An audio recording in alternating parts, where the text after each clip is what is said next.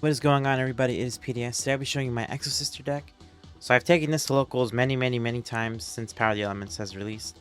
I've gotten undefeated twice with it, and then every other week I've been going X and 1, so obviously I'm still getting prizing, so without further ado, let's just show the deck. So I'm playing this deck because I really dislike mirror matches, and obviously there's not a lot of people playing this deck, so there's a lot of room where people are like, oh, what does that do? What does that do? So it's a nice little rogue deck. I don't think it's anywhere near the best deck right now, but it can hold its own against the meta. So 3 Martha, best card of the deck, of course. She summons Ellis from the deck. In hand, you reveal, activate. She summons Ellis from the deck.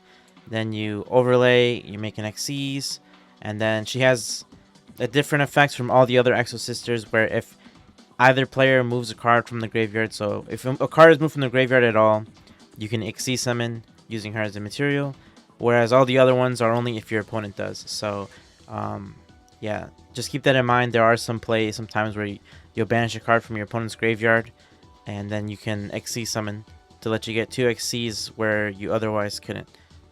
Okay, so then we play 3 Stella. So she summons 1 from your hand, and then if it's Ellis, if you control Ellis, you'll gain 800. So she has the effect where if your opponent moves a card from the graveyard, you can Xyz summon using her. So mainly it's just, you normal summon Stella, activate effect, special 1 from hand, and then you can go for an Xyz. So yeah, she's one of the better ones, of course. Then we play triple Ellis, so she works with Martha and Stella. So she's really good as well. She can summon from the hand. So out of like all the Exosisters, she's probably the second best because she does have the ability to like basically work with any of them to let you get into Martha. So really nice card. And then we have 2 Sophia and 1 Irene. So Irene is probably the worst card in the entire deck, unfortunately, but she is an Exosister, so she does have that going for her. So Sophia has an effect when you control another Exosister monster, you can draw 1. And then Irene has an effect where you can show them an Exosister card, shuffle it back into the deck, and then draw a card. So, well, you place it on the bottom. So, so for these two, you're playing Irene because they work with each other. So, like if you have Vadis, you can summon these two, and then the other pair is either Martha and Ellis or Stella and Ellis. So when you summon these two off of Vadis, it's actually quite nice. So with that in mind, it's still an Exosister, so it's nice, but it's not the best card to have in your hand. So then we got hand traps, 3 shifters. Obviously this card is amazing right now. Basically just ends turns, to be honest. I can't tell you the number of times where I resolve shifter and it just ends the entire turn. It's crazy. 3 imperm. Doesn't lose to, or it doesn't make you like play into triple tactics, and you can also shift her in the standby if you really wanted to play around it as well. And then 2 DD Crow. So I'm not playing any other hand traps like Ogre, Ash, or Bell, or any cards like that. I just don't think they're super duper impactful like in the grand scheme of things, because a lot of decks can play through a lot of those hand traps. And also cards like Veiler and Ghost Ogre, if you draw them in combination with Shifter, you can't really resolve them because they have to go to the graveyard, and since they can only get banished, you can't actually use them until the next turn. So you end up just having dead cards in your hands. But of course, it's going to really depend on what people are playing in your locals. We're playing 3 packs. This card is pay 800, search any Exosister card. That includes the spells and the traps. I'm not playing Carpe, but you could search it.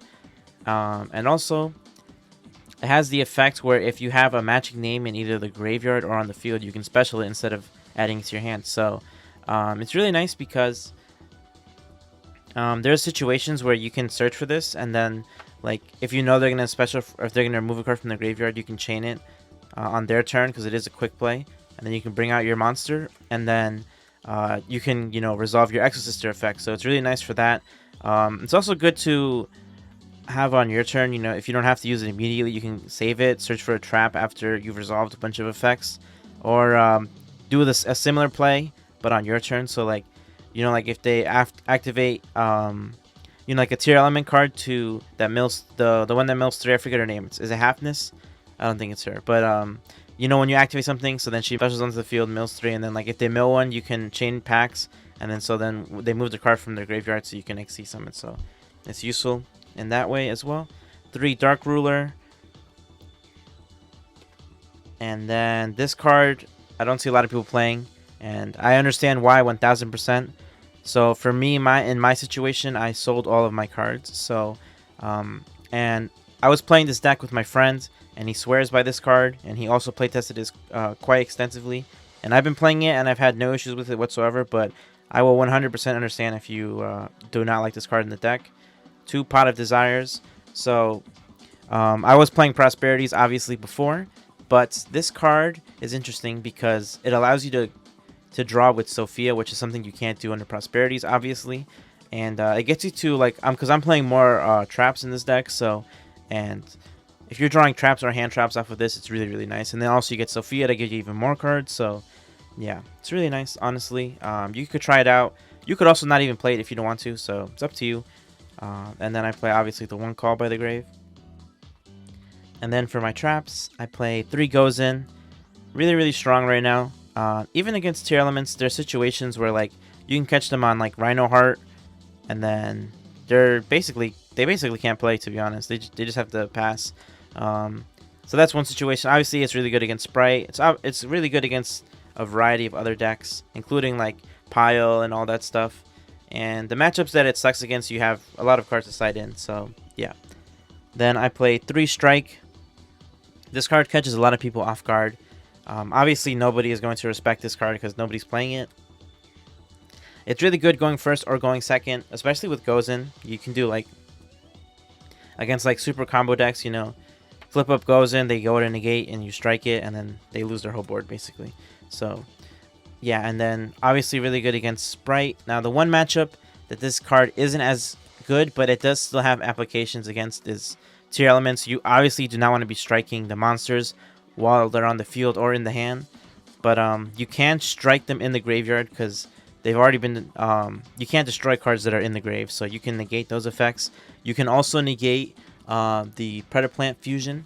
That's a really nice one to negate. There's a lot of cards you can actually stop against that deck with this card, but yeah. And then obviously it's good against Sprite and a variety of other matchups, so really, really nice card, and really great to draw off of Desires too. So then for the last traps, I'm playing 3 Vadis. This is also one of the best cards in the deck. It's like Martha and this are like tied for like the best card in the deck, to be honest. This card lets you summon 2 as long as they name each other. So if you have, this is the one that lets you summon Irene and Sophia. And then obviously you're locked into Exosisters, but you're not really summoning anything other than Exosisters anyways. And then finally 2 Returnia. So you can play 3 of this card, but this is not a card you really want to open. This is a card you want to search for once your like combo is going through. So I'm playing 2 just because you have 1 for your first turn and 1 for the follow-up if you haven't OTK'd them. So I never really had a need for 3. Even with Desires, the game should be over like on your second turn. So yeah, if you've played this deck enough, you would know like, oh yeah, that's pretty true. You just go Magnifica and Jabreen. But yeah, so then for the extra deck, I'm playing 1 Exosister Jabreen. The turn that she summoned, she can target 1 monster and negate it, one of your opponent's monsters. So she's basically just an imperm, and then on your turn, you can detach 1 to boost all XCs by 800, and that's for the rest of your turn basically. So even if they're not in the field after, you know, like if you summon them after this effect activated, they'll still get the boost. And then they all have like effects for like, oh, cannot be destroyed by activated effects of monster specials from the graveyard. But I'm not really going to go over those effects because they're not really relevant. Some of them are, but I'll let you know which ones are.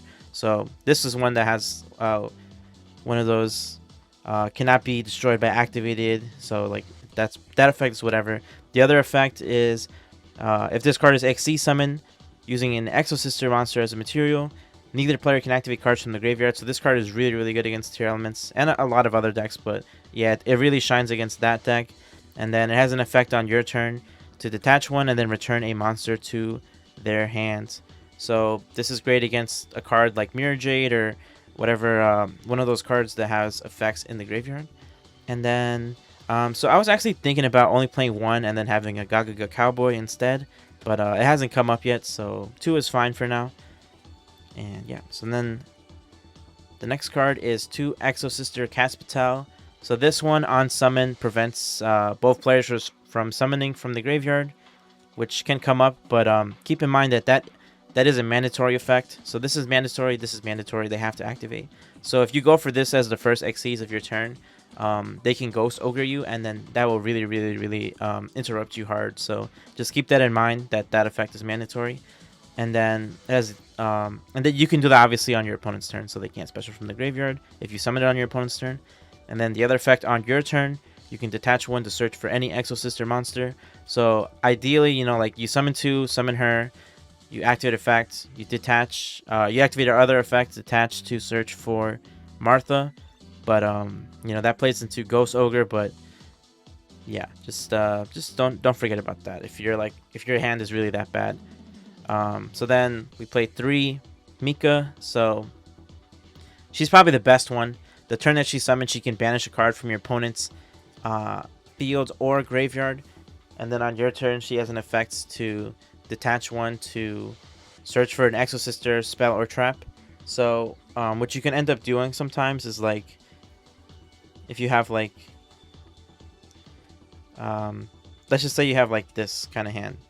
So you have Martha and Sophia. So, like, you do Martha, you special Ellis. Then you, like, summon Sophia, draw a card, right? Then you make Mika with Sophia and Ellis. And then you use Mika to banish a card from their graveyard. And then Martha will trigger to special summon Caspital. And then Caspital gets you a search as well. So you can do stuff like that. It's really neat. Obviously, it's also pretty good against tier elements. You can chain to their effects in the graveyard to fuse, and you can just get rid of them. It's basically a DD Crow or a banish. So, and this is a really good card against, like, Mystic Mind, those kind of decks, which I'll get into in a little bit. But so then we play 2 Magnifica. So Magnifica is the boss monster of the deck. She is great. She does everything. She attacks twice. She has an effect to detach 1 to banish does not target from their field. And then her other effect is when your opponent activates a card or effect, you can activate this effect to... It doesn't return its cost, but you return 1 that's under it. So usually you make it with Mika and Caspital. So you return 1 that's under it, and then you can summon whatever you return. So as an example, what happens is, like, against, like, a Mystic Mind, for example, they activate Mine. You're like, okay, chain to return, and then you detach 1, chain to banish. So you'll banish the Mine, and then Mika will come out, and then she was XC summoned. So now she can get another banish. If they put up another Mystic Mine, you can banish that as well. So yeah, it's really useful for that. It's useful for the Dweller as well. You can resummon the Dweller. So you can basically get their effects that trigger only when they're XC summoned. So that's really nice. And the effect to return is not once per turn as well. So, like, if you do, like, let's say they do Imperm, you chain to return, then they Yama you can chain it again, because it doesn't return as cost and it's not once per turn. So a lot of people don't realize that. So you can actually get, like, really you can get into a really good position off of that. So just keep that in mind, especially if you're playing against this deck. So then finally, these are, like, cards I barely ever make, but they're still in the extra deck just as, like, utility. So 1 Lina, 1 Baguska, 1 Zeus, 1 Trouble Sunny, and 1 Entis. These are for Ultimate Slayer. So then my side deck, this is catered to my locals, but yeah, you can build it as you wish. These are just the cards I find to be the best against the meta. So 3 a pointer. This comes in every time I'm going first. And Judgment as well. So 6 cards to go first. Then I am playing 1 Harpies, 1 Red Reboot, and then triple Cosmic Cyclone. So I used to play evenly, but I sold my cards, so I do not have them anymore. But honestly, Cosmic has been putting in work for me. play 3 Slayers, and then the Evil Twin Brick. And this card is great. I put this in basically anytime. Well, I'll put this in against Tier Elements, but not this, and then this will go in against Sprite every time I'm going second. The card's really powerful. It breaks their board apart like so easily, and then you're able to just play just off of this one card.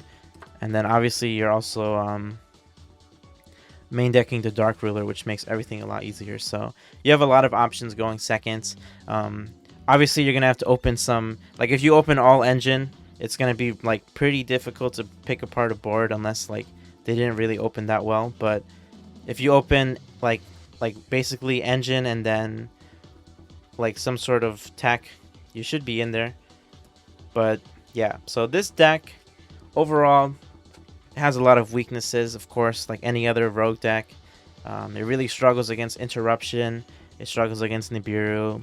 It struggles against just consistency. There's some hands that are like almost unplayable. But as far as like how viable is the deck, I think the deck obviously at a local scene, if you're gonna pick it up, it's a really great deck. Like honestly, like you can hold your own, you can top locals, you can win locals. Going into like regionals, YCSs, I think that's where you're gonna really notice the glaring flaws of this deck. The consistency, the weakness to interruption, the ability to break boards going second with only engine and not with any of your techs or anything. You're really gonna see like, oh wow, like this deck can struggle pretty hard. But in like a 4 to 5 round locals, you should be able to easily take those home. When you're getting to like the 8-12 round events, you're gonna need some luck on your side. But with all that being said, I do love this deck, and I'll definitely keep playtesting it and keep trying to improve it. Right now I'm pretty comfortable with this list, but let me know what you guys think, and let me know if you guys even want to see more TCG content. I was thinking about streaming my locals now that I'm having consistent locals again.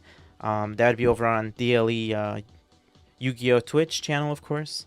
But yeah, let me know what you guys think, and this has been PDS, and I will talk to you all later. Peace out.